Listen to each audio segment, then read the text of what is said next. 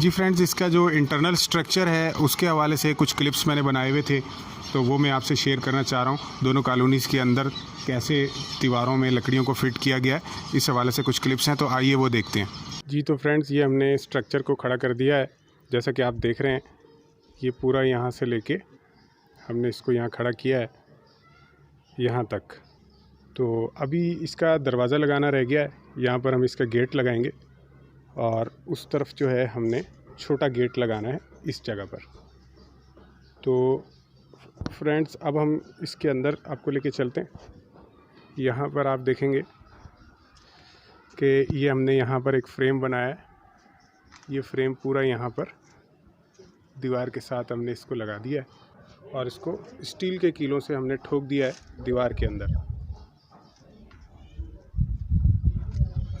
तो मकसद ये था कि इस साइड से अब हम जाली लगा सकें और इसको पूरा जो है इस साइड से क्लोज़ कर सकें।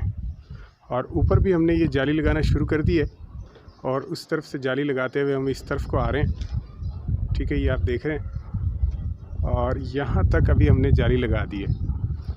तो अब हमने ऊपर चादरें लगानी है। तो चादरें लगाने के लिए थोड़ा सा गौर व फिक्र कर रहे हैं कि किस तरीके से ऊपर हम चादरें रखें, क्योंकि बाद में अगर हम चादरें रखते हैं तो ऊपर चढ़ना और ऊपर चढ़कर इस पर ठोकना, स्क्रू वगैरह लगाना बहुत मुश्किल हो जाएगा। तो फ्रेंड्स, ये जो बीच में आप देख रहे हैं, ये इसका पार्टीशन है। ये हमने बीच में पार्टीशन बनाया है ताकि ये कॉलोनियाँ जो हैं दोनों आपस में अलग हो सकें। जी फ्रेंड्स, ये हमने छत जो है इसके ऊपर छत जो लगाई है, इसकी टीन की चादरें इसके ऊपर डाली हैं। इस हवाले से जो वीडियोस हैं वो कुछ मैंने क्लिप्स बनाए थे जब मैं डाल रहा था ये, तो वो हम देखते हैं कि वो मैंने इसको स्क्रू की मदद से कैसे लगाया। ये इस पर टीन की चादरें हमने लगा ली हैं। आधी कॉलोनी जो है वो तकरीबन कवर हो चुकी है, आधी बाकी है। और आप ये देख रहे हैं कि वहाँ पीछे दीवार के साथ जो है हमने क्या किया है कि सीमेंट लगाया है। सीमेंट लगाने से ये फ़ायदा होगा कि पानी अगर उधर दीवार के साथ, ये जो दीवार है इसके साथ बहता हुआ पानी नीचे आएगा, तो वहाँ से सीमेंट की मदद से सीधा शीटों के ऊपर आ जाएगा और शीटों से बहता हुआ नीचे गिर जाएगा और कॉलोनी के अंदर बिल्कुल नहीं जाएगा। और ये जो टीन की चादरें हैं, इसको लगाने का जो तरीका है ये मैं आपसे शेयर करना चाह रहा था।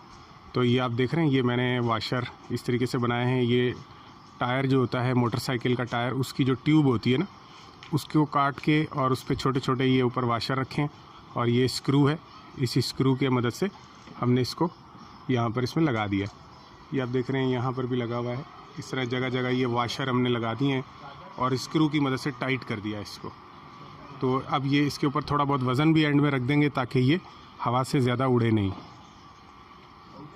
जी फ्रेंड्स, ये जो नीचे का एरिया आप देख रहे हैं, कॉलोनी के नीचे जो है, यहाँ पर हमने गैप दिया था इसके अंदर। तो इस गैप के हवाले से ये जो गुटके इसमें लगे हुए हैं और फिर हमने ये सीमेंट इसमें भर दिया है। ये कैसे बनाया है इस हवाले से क्लिप मैं आपको दिखाता हूँ। ये कॉर्नर भी देख लें, यहाँ तक ये सीमेंट भरा हुआ है, फिर ये कॉर्नर पर कुछ लकड़ियाँ हैं और उसके बाद फिर वहाँ पर भी गैप है। तो इस हवाले से एक क्लिप है, वो देखते हैं।